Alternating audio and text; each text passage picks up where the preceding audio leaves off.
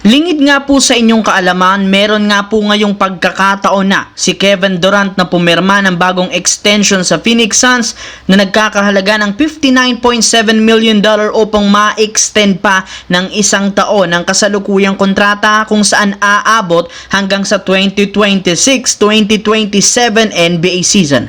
Subalit ayon sa kinumpirma ni Shams ng ESPN, hindi muna nga daw ito kukunin ni Kevin Durant. In fact, sinabi nga nito na meron pa rin naman siyang natitirang 2 taon. For the meantime, focus muna siya na mapa-improve ang kanyang laro. Isa pa, mapag-uusapan na rin naman nga nila ito ng Phoenix Suns sa tamang panahon. Hindi rin naman nga po nakakagulat ang ginawang ito ni Durant dahil mas tataas pa ang makukuhang kontrata nito kung hindi siya pipirma ngayon. Pero hindi pa rin naman naiwasan ng ilang mga fans na mangamba sa sitwasyon ni Durant since kilala nga ito sa NBA bilang isang player na nagsisilipat-lipat ng team kapag nahihirapan siya ditong manalo. At ngayon nga pong wala silang kasiguraduhan sa kanya, mas magiging madali para kay Kevin Durant na umalis sa Phoenix Suns. Bago yan, ang video ng ito ay hatid sa inyo ng 1xBet. Suportahan at manalo sa inyong paboritong kupunan sa NBA, PBA, MPBL, iba pang sporting events.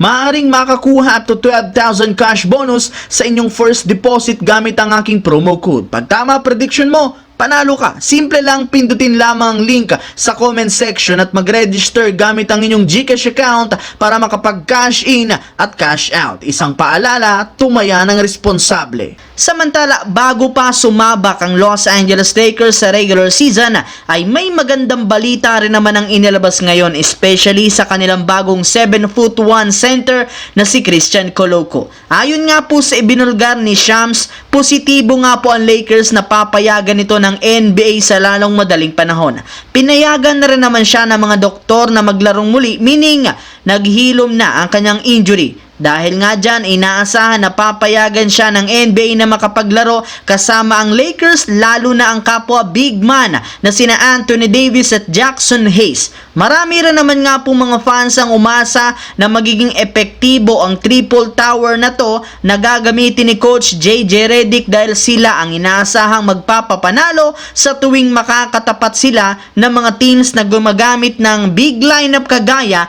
ng Minnesota Timberwolves at Denver Nuggets. Sa kabilang banda, dahil nga sa ginawang malaking pagbabago ng New York Knicks, isa nga sila sa mga pinaka-inaabangan ngayon.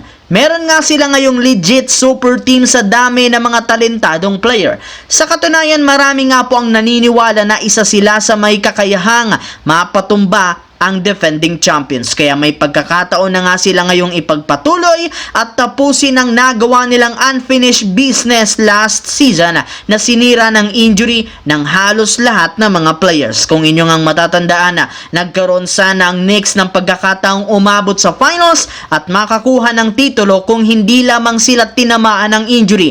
Ang problema, hindi pa nga tapos ang ganitong klaseng sumpa ng Knicks matapos maibalitang meron na naman nga pong nadali kagaya ni Precious Achiuwa na nagtamo ng injury sa likurang bahagi ng kaliwang hita na mawawala ito ng 2 linggo hanggang 1 buwan. Maliban dyan, inaasahan rin namang next year pa makakabalik si Mitchell Robinson dahil sa injury. Kaya si Anthony Towns na lamang ang nag-iisang big man ngayon ng New York Knicks. So that's it for today's video mga idol. Once again, this is your J-Zone TV. Huwag kalimutang mag-like, mag-subscribe, pindutin ang notification bell sa aking channel para lagi kayo maging updated sa mga videos na pinapalabas ko. Isang malaking shoutout sa lahat mga idol.